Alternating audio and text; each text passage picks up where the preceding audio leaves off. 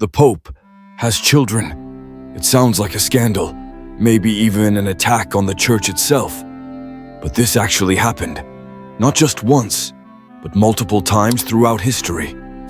Names that echo through the centuries, like Alexander VI of the notorious Borgia family, hidden figures whose stories were buried by power, politics, and the silence of the Church. This isn't an assault on faith. It's a journey into secrets locked behind the walls of the Vatican. A journey for you to discover. Could the highest representative of God on earth really have been a father? The history of popes and their children. Throughout the history of the Catholic Church, the Pope has been seen as the spiritual leader, the direct representative of God on earth. But behind the papal robes and the sacred vows, there have been scandals, secrets, and even children. It may sound shocking, but the reality is much more complex than we've been taught. For centuries, some popes broke their sacred vows of celibacy, leading to children born in the shadows of the Vatican's walls. These stories have often been swept under the rug, lost to time, or hidden away in the dark corners of history. Take, for example, Pope Alexander VI, born Rodrigo Borgia. He is perhaps one of the most infamous figures in papal history, and his life is filled with secrets, power struggles, and yes, his children. Rodrigo Borgia became pope in 1492, but his papacy was anything but holy. He had several mistresses and fathered multiple children, some of whom played significant roles in the politics of the time. Most notably, there was Cesare Borgia and Lucrezia Borgia, whose names are now synonymous with scandal, treachery, and power. Cesare, once a cardinal, was deeply involved in his father's political machinations, while Lucrezia's marriages and relationships sparked rumors and led to her being painted as a femme fatale in later years. But were these children merely pawns in their father's quest for power? Or was there more to the story? These are not isolated events. Throughout history, many popes, especially during the Renaissance, were not celibate. In fact, some of the most influential popes of the time were known for their relationships with women and the children they had. The politics of the day, the immense wealth and power of the Church, and the personal ambitions of these men, all played a part in shaping their actions. The Renaissance was a time of indulgence and excess. It was a period when the line between spiritual leadership and worldly power blurred. Popes were not just religious leaders, they were political figures, often wielding more power than kings and emperors. And with power came the temptation to break vows, to act as they pleased, without concern for the moral consequences. These popes lived in a world where secrecy, manipulation, and betrayal were commonplace, and their personal lives reflected this reality. But was this behavior part of a broader pattern, or were these particular popes simply exceptions, outliers in the long history of the papacy? To truly understand this, we must look at the political landscape of the time, the family ties, the political alliances, and the way power was exercised within the Church. As we delve deeper into the story of the Borgia family and other popes who lived lives outside the vows they took, we begin to see the complex nature of their existence. Was it just the pursuit of power that led them to break their vows, or were they also human beings, struggling with their desires and personal ambitions? One thing is certain, the lives of these popes were far from simple, and the children they had, they were not just the products of scandal, but often key players in the political dramas of their time. So, let's explore the secrets of these papal families and ask ourselves, what is the truth behind the rumors? What was the cost of their power? The reasons and theories behind popes having children. So, what drove these popes to break their sacred vows of celibacy? Why did some of the most powerful men in the world, men who were supposed to embody purity and self-discipline, father children? Was it simply the desire for pleasure? Or was there a deeper, more complex reason? Let's dive into the theories that try to explain these actions. First, we must acknowledge that the Church, especially during the Renaissance period, was deeply entangled with the politics of the time. Popes weren't just spiritual leaders, they were also political figures with immense power and influence. In a world where power was everything, alliances through family ties were crucial. Could the children of these popes have been a way to solidify political alliances? After all, the Borgia family, one of the most notorious papal families, strategically used their children for political leverage, marrying them into powerful noble families to increase their own control. One possible theory is that popes saw their children as instruments of power, part of the intricate web of political maneuvering. These children were not simply the result of forbidden desires, they were potential heirs who could carry on their father's legacies. In an era where dynastic power was paramount, having children was a way to secure the future of their political influence. These papal figures often found themselves balancing the demands of the Church with the harsh realities of the political landscape. Another theory centers around the idea that these popes were simply human, with human desires. In many cases, they were men who had lived in a world of indulgence and excess. The papacy, while requiring celibacy, also offered power, luxury, and temptation. And like any man with access to wealth and influence, it's not hard to imagine the attraction of forbidden relationships. The question then becomes, how much of this was a personal failure of willpower versus a strategic decision made for the sake of power? Then there's the theory of family loyalty. In some cases, these popes may have had children out of a genuine desire to preserve and protect their families. Family was incredibly important in the medieval and Renaissance periods, where bloodlines could determine the future of kingdoms and empires. For some popes, having children was perhaps a way to ensure their family's position in the world, even if that meant breaking their vows. These popes saw their children not just as biological heirs, but as extensions of their personal legacy. In addition, there's the theory of manipulation by outside forces. Popes, especially during the 15th and 16th centuries, were not always in control of their own destinies. The Church was often subject to the influence of powerful families, such as the Medici, and external political pressures. Perhaps, in some cases, the popes were pushed into relationships that resulted in children, not necessarily out of personal choice, but due to political necessity or coercion. Some modern historians argue that the desire for children was linked to the sense of legacy that came with dynastic families. In an era where power was tied to lineage, it's easy to see why a pope might break the rules. These popes may have seen themselves as men of destiny, and having children was their way of ensuring their family's place in history. Their personal desires may have aligned with a political need to extend their influence through blood ties. Whatever the reason, one thing is clear. The decision to have children wasn't simply about lust or scandal. It was part of a much larger, more intricate picture. Whether for political gain, personal desires, or family loyalty, these popes' decisions had profound consequences, not only for the Church, but also for the children they left behind, who often played pivotal roles in the dramas of their time. So, what was the true cost of their power? Was it worth sacrificing their vows for the sake of their dynastic ambitions? As we continue to explore, we'll uncover how these children of the papacy lived, how their lives were shaped by their fathers, and what role they played in the Church's history. Church controversies and speculations.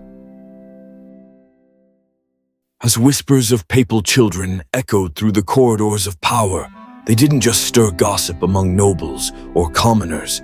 They sparked deep unease, right at the heart of the Church itself. Imagine being a cardinal, sworn to uphold the sacred image of the papacy, while rumors swirl that the Holy Father has fathered children. Do you defend him, deny the scandal, or stay silent in shame? These weren't just theoretical dilemmas, they were real and they divided the highest ranks of the church. Some voices within the church rose in fierce defense, claiming that such rumors were the work of enemies, Protestants, rival kingdoms, or anti-papal factions looking to undermine the church's authority. Others, however, were not so quick to dismiss the accusations.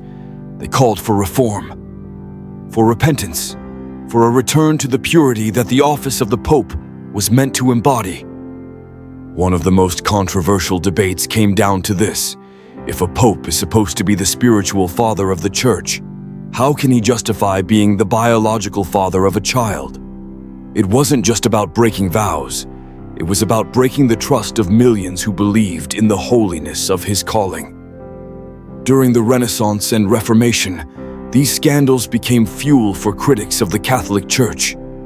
Reformers like Martin Luther pointed directly at papal corruption, real or perceived, as proof that the church had lost its way. And in some cases, the rumors about papal children were not just whispered in secret. They were shouted from pulpits, printed in pamphlets, and used to rally movements of resistance. But inside the church, things weren't so simple. Some bishops and theologians tried to reframe the scandals, suggesting that even flawed popes were instruments of God's will, that their personal sins did not invalidate their spiritual role. Others believed the church needed a reckoning, a cleansing from within. The Council of Trent, for example, wasn't called in a vacuum. It was, in many ways, a response to centuries of moral decay and growing public outrage.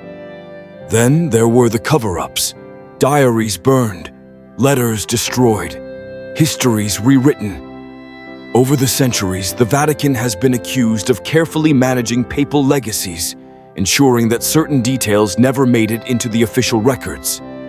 But in the age of modern scholarship, those secrets have begun to resurface, and with them, renewed questions. How far did the church go to protect its image, and at what cost? Even today, the topic remains taboo. Officially, the church maintains that popes are bound to celibacy, and that any rumors of biological children are either false or misinterpreted. Yet, unofficially, many historians continue to dig, searching for evidence, for clues, for truth buried beneath centuries of doctrine and discretion. So here we are, caught between faith and fact, doctrine and doubt. The church has weathered centuries of controversy, but the mystery of papal children remains one of its most delicate shadows. Was it a case of human weakness, political necessity, or something far more complex? And as we peel back the layers of time, we must ask, is the church protecting the truth or protecting itself? Historical documents and evidence. Some say the truth is buried not in rumor, but in records, lost, hidden, or long ignored. When it comes to the question of whether popes fathered children, the trail often leads us into dusty archives, obscure chronicles, and fragmented documents tucked away in the corners of European history. But what exactly do these documents say? And can they be trusted? Let's begin with the Renaissance era, a time when the church was not just a spiritual force but a political empire. Records from this period are particularly rich and revealing. Take, for example, Pope Alexander VI, Rodrigo Borgia. His children, yes, children, are not just mentioned in gossip or rumor. They appear in official papal correspondence, political marriages, and financial records of the Vatican itself. His daughter, Lucrezia Borgia, was married off in alliances that benefited the papal state. His son Cesare led armies under the papal banner. These aren't vague references. They are clear, deliberate, and strategic mentions in Vatican dealings. And yet, beyond the Borgias, things become more subtle. References to papal offspring in earlier centuries are often veiled under poetic language or symbolic titles. Spiritual sons, favored youth, or vague mentions of noble relatives mysteriously rising to power. Are these euphemisms for illegitimate children, or simply honorific titles? Historians are divided. Then there are the baptismal records, scattered throughout Italy, Spain, and France, where children with curious lineage are recorded under protection of the Church, or even under the care of bishops and cardinals close to the pontiff. These documents don't name popes directly, but they raise eyebrows. Who were these children, and why were they so carefully placed? And let's not forget private letters, hundreds of them. Some from ambassadors, others from rival monarchs or Vatican insiders, writing in coded language about certain affairs of the Holy Father or unspoken households. While none of these are definitive proof, they build a shadowy mosaic, a pattern that suggests more than just clerical imagination. But the most mysterious of all, the Vatican's secret archives. Now known as the Apostolic Archive, this repository houses thousands of years of church documents, including papal bulls, personal letters, and case files. Only a fraction is open to scholars, and even that under tight supervision. Why? Some say it's for preservation. Others whisper that it's because inside those walls are truths too dangerous, too destabilizing to be revealed. And so we're left with a paradox. The Church, which preserved Western civilization's history through the Dark Ages, now holds back its own. Whether that's an act of wisdom or fear remains to be seen. So, if the documents do exist, but access is limited, what does that say about the truth? Let's turn now to the next layer of this mystery. How has the Church itself reacted to these accusations? And what might that reaction be trying to conceal? The Church's response and the truth hidden in silence. So, how did the Church respond to these whispers, these accusations, these shadows in its own history? In a word, silence. But not just any silence, a structured, purposeful silence. One shaped by centuries of doctrine, discipline, and perhaps a touch of fear. From the earliest centuries, the Church has guarded its image with fervent care. The Pope, after all, isn't just a leader. He is the vicar of Christ, the visible head of the invisible Church. So when questions arise about papal children, the stakes are more than historical. They're theological, they're existential. Officially, the Church rarely, if ever, acknowledges these claims. Most are dismissed outright as slander from enemies, Protestant reformers, anti-clerical historians, or political rivals of the past. And perhaps, in some cases, that's exactly what they were. But the interesting part? The Church's reaction hasn't always been denial. Sometimes, it's been redirection. Take the example of Pope Alexander VI again. His reputation was so scandalous that even Catholic historians admitted to his worldly weaknesses. And yet, rather than erase him from history, the Church quietly absorbed the controversy, emphasizing the reforms that followed his reign. The sins of the father, it seems, became the fuel for renewal. In more modern times, when similar questions have surfaced, the Vatican tends to offer no direct comment, no press conferences, no statements, just silence. As if by refusing to speak, the institution protects something far deeper than reputation. Perhaps it's protecting faith itself, but there's another kind of response too, one that doesn't come from the hierarchy, but from within the faithful. Some Catholics believe that admitting to such things would weaken the Church's credibility. Others argue the opposite, that truth, even when difficult, purifies the Church and strengthens it. Still, there's one unsettling pattern. Whenever new evidence arises, access seems to vanish. Archives close, letters are reclassified, documents go missing. Scholars are told, politely but firmly, to look elsewhere. Is this just caution, or is it control? And here's where the silence becomes louder than words.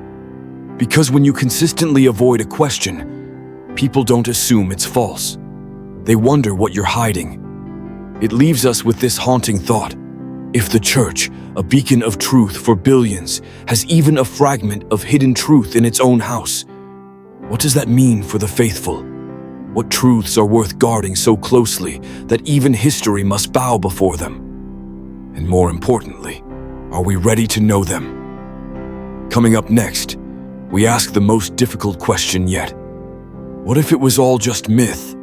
A centuries-old legend born of politics, prejudice, and fear. What if it was all just a myth? What if everything we've uncovered so far, the documents, the whispers, the suspicions, what if they were nothing more than a complex web of myth, conspiracy, and misunderstanding?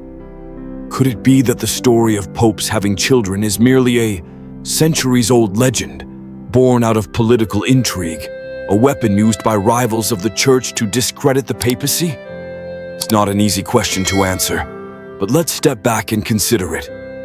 History is full of myths, some born from truth, others from a deep desire to tell a compelling story. The Church, with its immense power and influence over centuries, certainly has been the subject of numerous plots, rivalries, and scandals. From the very beginning, popes were not just religious leaders. They were political figures, wielding enormous sway over Europe's kings, princes, and kingdoms.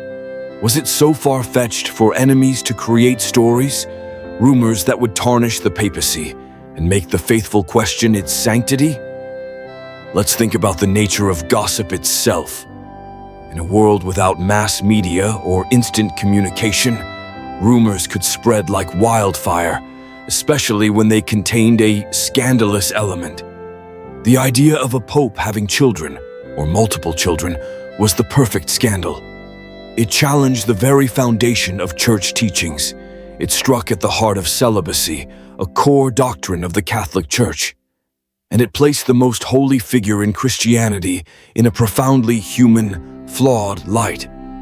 But while many of these tales were no doubt exaggerated, embellished, or even invented, is it possible that some kernel of truth lies hidden within? Perhaps some popes did indeed father children, but did it really matter to the larger narrative? After all, the papacy has always been shrouded in secrecy and surrounded by power struggles, meaning a mix of fact and fiction could easily create such myths over time. And yet, there's a flip side to this. What if the entire saga wasn't fabricated? What if the stories of powerful popes with scandalous families are merely the surface of something much deeper? Could the Church have intentionally perpetuated the myth to protect its own interests, creating an alternate reality for the masses to consume? As we ponder this possibility, it's important to understand that myths, even those that arise from political motivations, often contain more truth than we expect. If these stories were entirely false, why would they persist for centuries?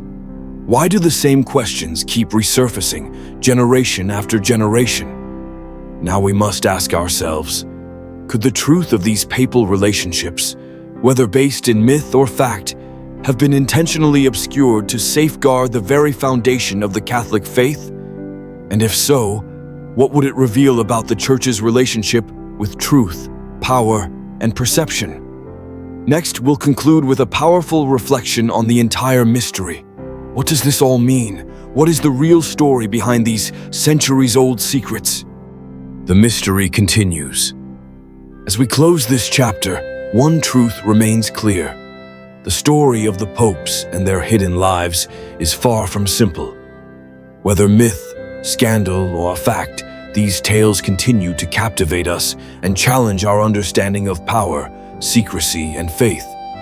The mysteries of the Church, like the lives of its leaders, are complex and layered.